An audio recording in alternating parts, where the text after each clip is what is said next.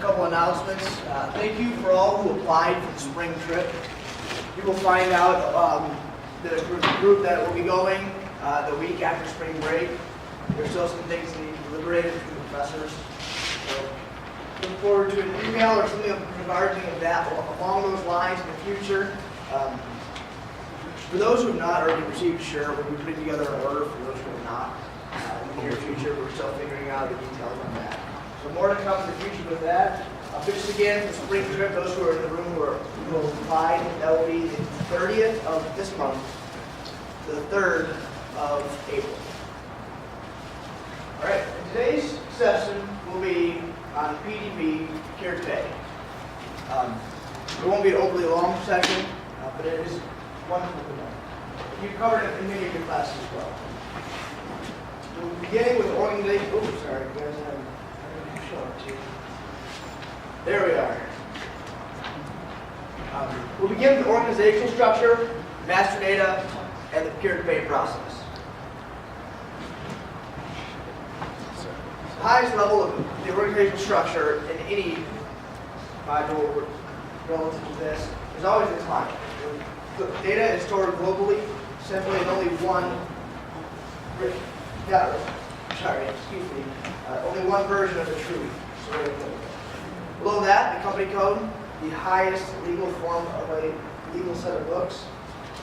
Below that, we bring it under plans. It's very similar to the organizational structure we talked about last week in material 10. Below the plant are storage locations, subdivisions of a plant. Many reside in one plant. Outside of that organizational structure, existing on the same level, is the purchasing group and the purchasing organization. The purchasing organization resides on the company code level, while the purchasing group resides at the plant level. So going, at least in terms of that, a purchasing organization is an organizational unit within logistics that subdivides the enterprise according to purchasing requisitions. Sorry, not requisitions. It specifies the prices, the conditions that you might have for purchasing a product, tolerances, things like pricing, discounts, things like that. While your purchasing group is the actual people doing the buying, the buyer or group of buyers. So your purchasing organization resides at the company code level, while your purchasing group resides at the plant level. The purchasing organization can be plant specific, cross-plant specific, or company code specific. Cross company code, excuse me. So if it is plant specific, a purchasing organization may only purchase for that one specific plant. If it's cross-plant, it may purchase for more than one plant underneath the same company code, which would simply be two clients .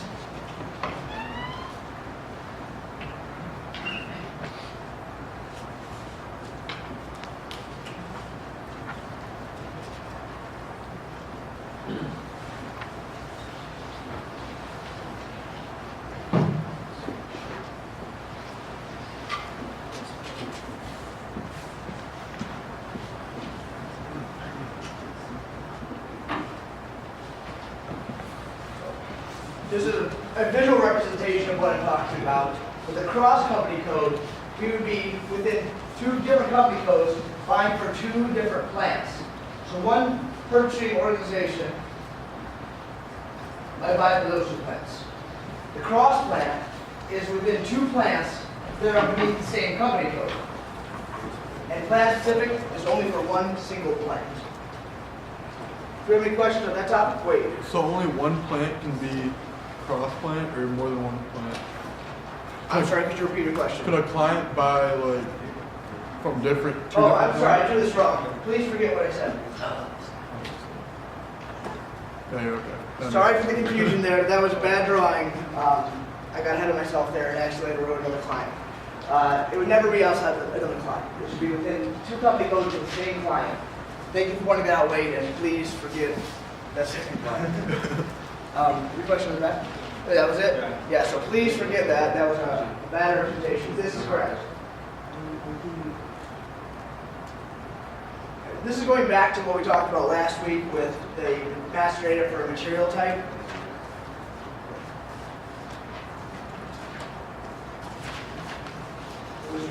notes here. So the material type, which is included in a materials master data, determines several things. The type of material that it is determines whether or not the quality and value updating, whether or not it's internally or externally procured, internally or externally numbered, meaning whether or not the person specifically assigns a number to a material or a number is assigned by SAP itself.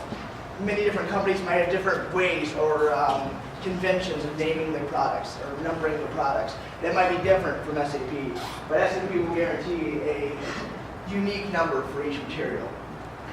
We'll also determine the amount of views and the account category reference. Then we talked about a purchasing info record last time. But a purchasing info record is just a record that's kept between the company and the vendor.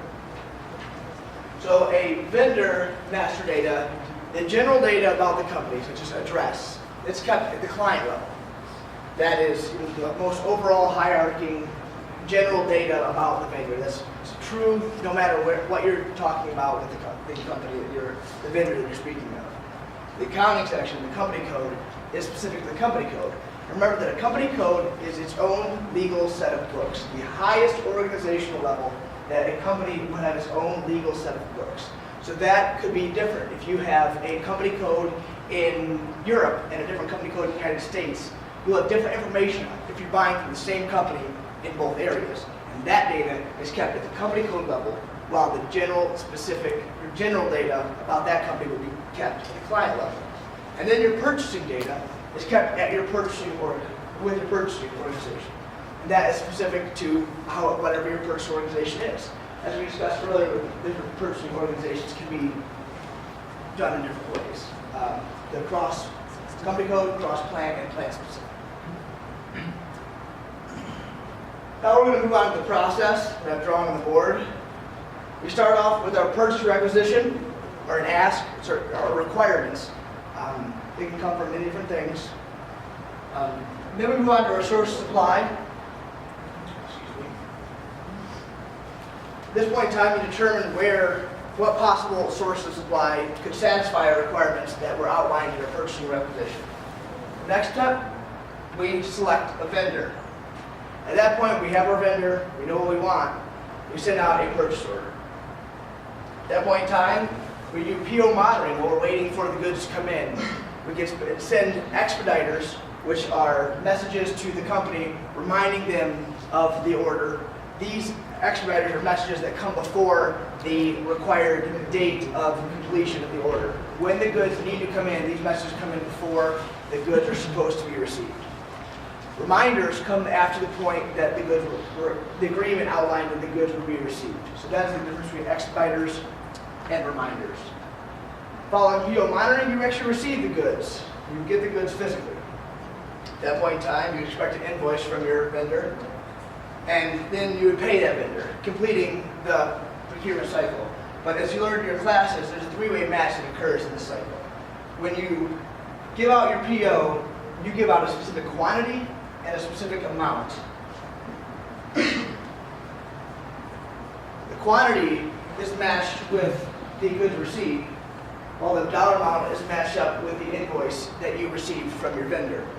This ensures the integrity of the delivery, what you are actually going to pay to your customer, and it keeps everyone on the same page. That way, you always know that you received the right amount of goods, and if you didn't, you can contact your vendor. And with that, I'd like to move on to questions. In this segment, it was fairly quick, but we do have some questions for you, just like last week. All right, yeah. Yeah, I'll go back to that. So,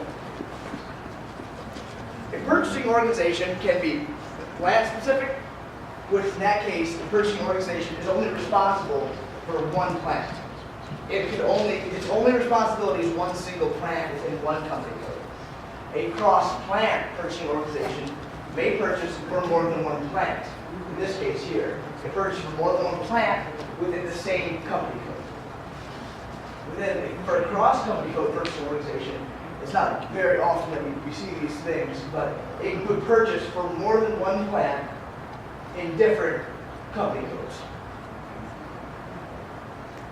Is that clear? Yeah. Okay, great. Well, with that, we'll move on to the questions. Now, with these questions, I'd like you to just participate, give an answer, only learn from them. So, a vendor is created at what organizational levels? Many of these have more than one answer. So, how about A and B. we got A and B? Yes. We have B and C. A, B, and C. The answer is A and C.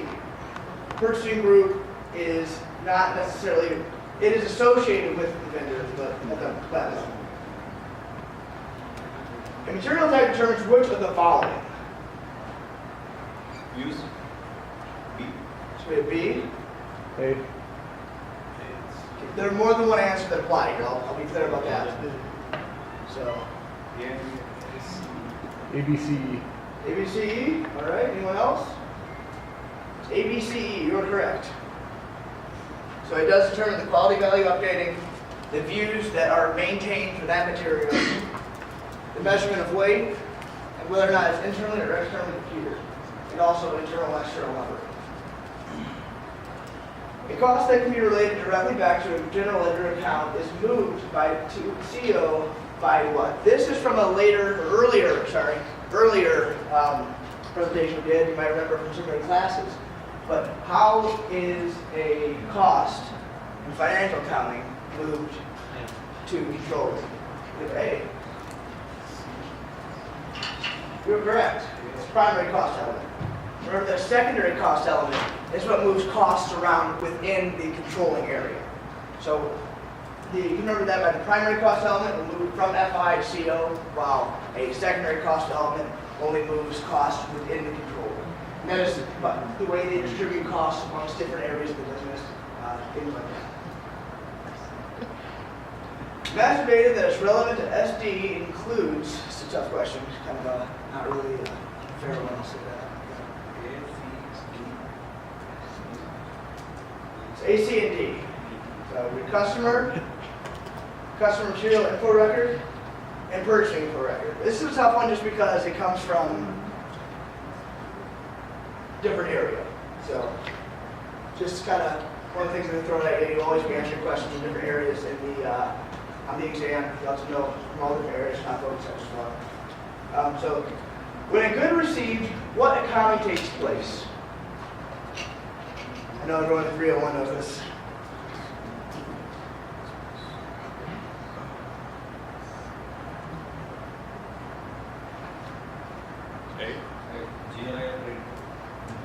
You're correct. When the goods are received, your GRI is credited and your inventory is debited. So your inventory would go up, you balance out your GRI. So next one. The unique combination of a blank and a blank are assigned to a plant. This is kind of a vague question too. I know you guys know. We had it last week. All right, well that is distribution channel and sales organization. That's going back to SD. But that is another thing that you want to know going into this, that a distribution channel and sales organization and a plant are they're uniquely assigned to. A BOM, base quantity, is the amount of raw materials needed to produce one finished product, again from past lectures. All right, well, the answer is false. The base quantity can result in more than one product. The base quantity is the standard inputs that would go into it and can result in more than one finished good. A TARP account is, you guys get all of this one, you guys got it, come on.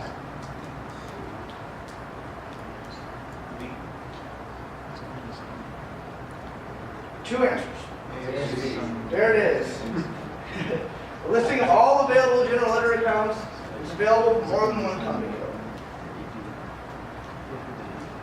That today concludes our lecture on PTP. Do you have any questions for me before we go today about any of the material we covered? And again, I'd like to open up the invitation for any questions that we had from last week or this week that you'd like me to answer. I'll go figure it out. Question pending right now. There's only one view required from the material, and that view is figuring it out now. So I'll bring it to that at our next meeting. No meeting this Wednesday. We'll be on spring break, so I hope all of you have a wonderful and safe spring break. If there are no further questions, conclude this meeting. Thank you very much.